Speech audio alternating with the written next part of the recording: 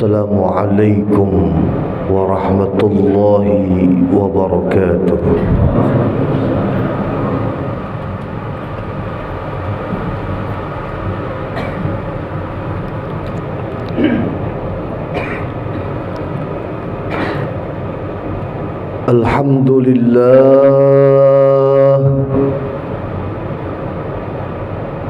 Alhamdulillahi Rabbil Alamin, wal aqibatu lil muttaqin, fala udwana illa 'alal zalimin. Ashhadu an la ilaha illallah wahdahu la syarika lah, al-malikul haqqul mubin, wa huwa rabbul arshil azim. وأشهد أن سيدنا ونبينا محمدا عبده ورسوله المبعوث رحمة للعالمين. اللهم صل وسلم وكرم وبارك على سيدنا محمد وعلى آله وصحبه أجمعين ومن تبعهم بإحسان إلى يوم الدين. أما بعد فيا أيها الناس أوصيكم وإياي ونفسي بتقوى الله، فقد فاز المتقون وطاعته لعلكم ترحمون. واعلموا فإن الله تعالى يقول في كتابه الكريم وهو أصدق القائلين وصية على المتقين: يا أيها الذين آمنوا اتقوا الله حق تقاته ولا تموتن إلا وأنتم مسلمون. صدق الله العظيم وبلغ رسوله النبي الحبيب الكريم، ونحن على ذلك من الشاهدين والشاكرين، والحمد لله رب العالمين. Hadirin jamaah salat Jumat yang dimuliakan Allah, sesungguhnya Allah Subhanahu wa ta'ala akan memuliakan setiap hamba yang ada di dalam dirinya sifat mulia. Allah tidak akan membiarkan hamba-hambanya yang berjuang menanamkan sifat mulia di dalam dirinya, mempertahankan sifat mulia yang ada di dalam dirinya untuk tidak dimuliakan. Sudah pasti orang yang mendapatkan kemuliaan sudah tentu karena di dalam dirinya terdapat sifat mulia. Di antara salah satu contoh dari kalangan anbiya yang memiliki kedudukan yang tinggi di sisi Allah dengan julukan Khalilullah atau Khalilur Rahman, yang menjadi kekasih Allah, yaitu Nabi Ibrahim alaihi salam. Pernah suatu ketika Nabi Ibrahim alaihi salam ditanya, dan ini dikutip dalam kitab Nasaihul Ibad, kitab yang dikarang oleh Syekh Nawawi Al-Bantani. Dalam makalah yang ke-10 disebutkan, qila li ayyi syai'in ittakhadaka khalila. Dikatakan ada seseorang yang bertanya kepada Nabi Ibrahim. Apa pertanyaannya? Apakah gerangan yang menjadi penyebab engkau terpilih menjadi kekasih Allah? Lalu Nabi Ibrahim alaihi salam menjawab pertanyaan orang tersebut. 3 hal. Bisalasatin. Nabi Ibrahim menjawab dengan karena 3 hal. Yang pertama, Nabi Ibrahim mengatakan satu sebabnya. Yang pertama yang menjadi penyebab saya memiliki kemuliaan hingga dijuluki Khalilullah atau Khalilur Rahman, karena lantaran ikhtartu amrallah min amri ghairi.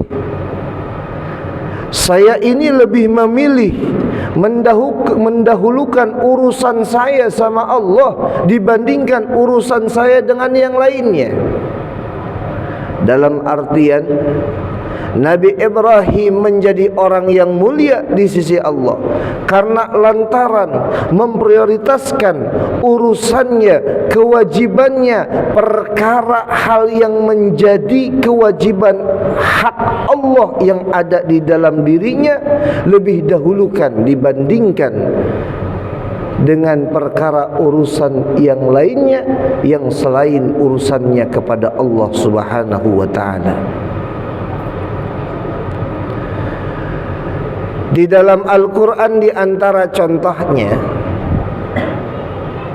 yang menjadi satu contoh yang sangat luar biasa, kita bisa mengambil hikmahnya, yang dengan sikap Nabi Ibrahim inilah pada akhirnya kita disyariatkan untuk berkurban, yaitu tatkala Nabi Ibrahim, inni ara fil manam inni azbahuk, yang saat itu Nabi Ibrahim bercerita kepada Ananda, anak daripada Nabi Ibrahim, yaitu Nabi Ismail alaihissalam. Nabi Ibrahim bercerita, wahai anakku, sesungguhnya aku bermimpi, inni azbahuka, sesungguhnya aku bermimpi dalam tidurku bahwasannya aku menyembelihmu. Ru'yatul anbiya hakun, sepakat. Dasar ini diambil daripada sabda Nabi yang menyatakan bahwa mimpinya para nabi adalah suatu hak, suatu kebenaran. Maka tatkala Nabi Ibrahim bermimpi seperti ini, Nabi Ibrahim sadar ini adalah pesan yang benar, pesan yang hak dari Allah kepada dirinya. Perintah yang diperintahkan adalah perintah yang mesti dilaksanakan. Tapi karena perintah ini terkait dengan sesama manusia, terlebih ini adalah anaknya, makanya Nabi Ibrahim bertanya.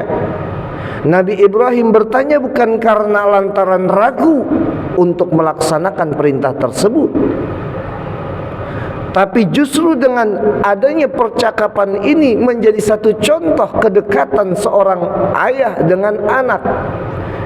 Dalam hubungan emosionalnya ada kedekatan, tapi kedekatan ini saling mendukung dalam melaksanakan perintah Allah. Lalu ternyata Nabi Ismail adalah seorang anak yang saleh. Ketika orang tuanya bertanya seperti itu, fandur madza tara, maka bagaimana pendapatmu? Nabi Ismail langsung menjawab dengan tegas, if'al ma tu'mar, laksanakan wahai ayahku apa yang diperintahkan.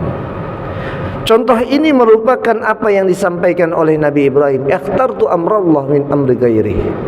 Jika memang sudah ada perintah dari Allah, maka Nabi Ibrahim akan lebih memilih melaksanakan, mendahulukan melaksanakan apa yang menjadi perintah Allah, walaupun perkara yang lainnya terkait dengan anak kesayangannya diabaikan kasih sayangnya Nabi Ibrahim kepada anaknya sendiri. Nabi Ibrahim menyampingkan kecintaannya terhadap seorang anak yang sangat diidam-idamkan kehadirannya. Inilah contoh yang dilakukan oleh Nabi Ibrahim alaihissalam. Allah tidak memilih kita sebagaimana Nabi Ibrahim laksanakan. Perintah Allah banyak dalam kehidupan kita. Yang utama yang sangat didorong untuk kita laksanakan secepatnya sebagaimana disampaikan oleh Nabi, as-salatu ala waqtiha, salat tepat pada waktunya. Artinya sesibuk apapun kita, bagaimanapun keadaan kita, dalam keadaan senang ataupun dalam keadaan bersedih, sesibuk apapun kita dengan pekerjaan kita, tatkala kita mendengar panggilan Allah, orang yang memiliki sifat mulia akan lebih mengutamakan urusannya kepada Allah dengan melaksanakan perintah salat sesegera mungkin. Yang kedua, Nabi Ibrahim mengatakan, ma ihtamamtu bima takaffalallahu li. Ketika ditanya apa yang menjadikan engkau sebagai orang yang dipilih oleh Allah sebagai kekasihnya, Nabi Ibrahim menjawab, saya tidak pernah resah, saya tidak pernah khawatir dengan apa yang telah ditanggung oleh Allah terhadap diriku. Di dalam kitab itu dijelaskan yang dimaksud dalam hal ini adalah al-rizq, dalam urusan rezeki. Kita mengetahui dari sejak umur 4 bulan kita berada di dalam kandungan ibu kita, Allah telah menetapkan segala halnya di waktu itu, termasuk dalam hal rezeki. Maka Nabi Ibrahim alaihissalam mengatakan, saya tidak pernah merasa resah, saya tidak pernah merasa khawatir dengan apa yang sudah menjadi tanggungan Allah terhadap diriku. Apa tanggungan Allah di situ? Yaitu memberikan rezeki kepada setiap makhluknya. Dan ini diambil dari kisah, ada satu contoh yang ditunjukkan oleh Nabi Ibrahim. Ketika Nabi Ibrahim alaihissalam menikah kedua kalinya dengan membantunya yang menjadi istrinya, lalu lahirlah Ismail. Saat itu dibawa ke Mekah dan istrinya tidak dibekali apapun, bahkan air pun tidak dibekali oleh Nabi Ibrahim. Mungkin dalam pandangan kita akan menganggap tega sekali Nabi Ibrahim meninggalkan seorang istri dengan anak, dengan seorang anaknya tanpa memberikan bekal apapun. Tapi ternyata di balik itu semua, inilah jawabannya, ma ihtamamtu bima takaffalallahu li. Aku tidak pernah khawatir terhadap apa yang menjadi tanggungan Allah terhadap diriku. Nabi Ibrahim yakin bahwa Allah telah menyediakan rezeki untuk anak dan istrinya. Dan pada akhirnya ini menjadi satu bukti kenyataan yang Allah buktikan. Memang diawali dengan usaha. Bolak-baliknya sang ibu dari Safa ke Marwa mencari air. 7 kali balik mencari air, ternyata air tidak jauh dari di mana anaknya itu berada. Bahkan muncul dari kaki seorang Nabi Ismail alaihissalam. Karena banyaknya air yang muncul, yang timbul, yang keluar, pada akhirnya itu menjadi sumber air. Setiap ada pedagang-pedagang yang datang ke Mekah lalu kekurangan air, maka dia mengambil dari air itu. Sebagai gantinya diberikanlah makanan-makanan yang dibawa oleh mereka, oleh para pedagang itu. Akhirnya mereka tidak kelaparan. Inilah cara Allah. Dalam artian kita walaupun tidak bisa setinggi keyakinannya Nabi Ibrahim alaihi salam, paling tidak kita jangan pernah galau, kita jangan pernah stres kalau keadaan kita terbelit karena tidak memiliki uang. Kenapa? Tatkala ada orang resah khawatir karena lantaran urusan rezeki, berarti dia ragu dengan sifat Allah yang maha pemberi rezeki, yang berarti nilai keimanannya berkurang kepada Allah subhanahu wa ta'ala, merusak daripada tatanan keimanannya kepada Allah subhanahu wa ta'ala. Yang terakhir, kemuliaan yang menjadikan Nabi Ibrahim mulia adalah menurut kita ini adalah hal yang sepele, padahal hal ini adalah justru mencerminkan kedermawanan yang begitu dahsyat dari sosok Nabi Ibrahim alaihissalam. Apa itu? Nabi Ibrahim mengatakan, ta'asyaitu wa tagaddaitu illa ma'ad daif. Saya ini kata Nabi Ibrahim, kalau makan siang ataupun makan malam saya tidak makan kecuali dengan mencari tamu. Dan ini kisah kita mungkin sering dengar dari sejak kita masih kecil. Ada kisah-kisah yang disampaikan oleh guru-guru ngaji kita, dan inilah riwayatnya. Nabi Ibrahim sendiri yang mengatakan, saya makan siang maupun makan malam kecuali bersama tamu. Bahkan dalam kitab dijelaskan sampai-sampai Nabi Ibrahim pernah berjalan 1 mil jauhnya hanya mencari teman untuk makan. Dan ini semakin kesini yang seperti ini sudah tidak lagi, sudah jarang terjadi. Jika dahulu orang tua kita memasak di rumah, ingat dengan tetangga, menawarkan masakannya, bahkan tanpa menawarkan, memberikan sedikit masakannya ke tetangga samping rumahnya, mengamalkan apa yang diperintahkan oleh baginda Nabi Muhammad sallallahu alaihi wasallam. Tapi sekarang tidak. Kenapa? Karena makanan dia tidak masak, sudah diantar ke rumahnya, otomatis hanya 1 porsi. Jadi tidak memikirkan lagi kanan ataupun kiri, tetangga lapar ataupun tidak, sudah tidak, bukan lagi urusan dirinya. Hadirin rahimakumullah, mudah-mudahan 3 poin yang disampaikan ini menjadi satu pelajaran untuk kita untuk meraih kemuliaan sebagaimana kemuliaan yang diraih oleh Nabi Ibrahim alaihissalam. Kita ambil hikmahnya lalu kita terapkan dalam kehidupan kita sebisa mungkin. Mudah-mudahan dengan ini Allah jadikan kita menjadi hamba-hamba yang bertakwa. Amin ya rabbal alamin. Inna ahsanal kalami kalamullahil malikil mannan wa biqaulihi yahtadil muhtadun. A'udzu billahi minasyaitonir rajim. Bismillahirrahmanirrahim. Wal 'asri innal insana lafi khusrin illa alladzina amanu wa 'amilus solihati wa tawassaw bil haqqi wa tawassaw bis sabr. Barakallahu li wa lakum fil Qur'anil 'azim. Nafa'ani wa iyyakum bima fihi minal ayati wa dzikril hakim. Wa taqabbal minna wa minkum tilawatahu innahu was-sami'ul 'alim. Wa rabbi fir warham wa anta khairur rahimin. Allahumma shalli wa sallim ala sayyidina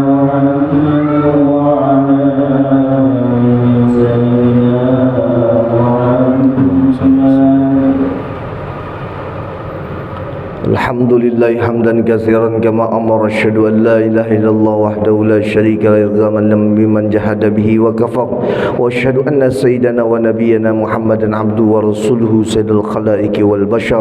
Allahumma shalli wa sallim ala sayyidina Muhammadin wa ala alihi wa sahbihi ajma'in wa sallim tasliman katsiran. Amma ba'du, fa ya ayyuhan nas ittaqullaha wa fa'alul khairat wajtanibu 'anis sayyi'at. Innallaha wa malaikatahu yusalluna 'alan nabi ya ayyuhalladzina amanu sallu alaihi wasallim yusallimu taslima. Allahumma salli wa sallim ala sayyidina Muhammadin wa ala alihi wa sahbihi ajma'in wa ala tabi'in wa ala tabi'it tabi'in wa man tabi'ahum bi ihsanin ila yaumiddin. Wa radhiyallahu tabaraka ta'ala an sadatina ashabi Rasulillah ajma'in. Allahumma ighfir lil muslimina wal muslimat wal mu'minina wal mu'minat al ahya'i minhum wal amwat innaka samiun qaribun mujibud da'wat ya qadhil hajat wa ghafiruz dzunub wal khati'at ya arhamar rahimin ya arhamar rahimin ya arhamar rahimin. Allahumma maghfiratuka awsa'u min dhunubina wa rahmatuka arja indana min a'malina. Allahumma ighfir ummat sayyidina Muhammad, Allahumma arham ummat sayyidina Muhammad, Allahumma jibr ummat sayyidina Muhammad, Allahumma astur ummat sayyidina Muhammad, Allahumma ansur ummat sayyidina Muhammad, Allahumma ansur man nasara ad-din wahdul man khadala al-muslimin waj'al baldatana hadhihi baldatan tayyibatan tajri fiha kamuka sunnat rasulik ya hayy ya qayyum ilahana wa ila kulli syai' hadha haluna ya Allah la yaf'ali. Allahumma adfa' wa rafa' 'anna al-bala wal waba wal ghala wal fahsya wal munkar wal bagh was-suyuf al mukhtalifata wasyada'id wal mihan wa ta'awun wa su'al fitan ma dhahara minha wa ma batan min baladina hadha khassa min buldanil muslimin 'ammah innaka 'ala kulli syai'in qadir. Rabbana atina fid dunya hasanah wa fil akhirati hasanah wa qina 'adzaban nar. Ibadallah innallaha ya'muru bil 'adli wal ihsan wa ita'i dzil qurba wa yanha 'anil fahsya'i wal munkar wal bagh ya'idukum la'allakum tadhakkarun. Fadhkurullaha al-'azima yadhkurkum washkuru 'ala ni'amihi yazidkum wa sallu min fadlihi yu'tikum wa la dzikrullahi akbar.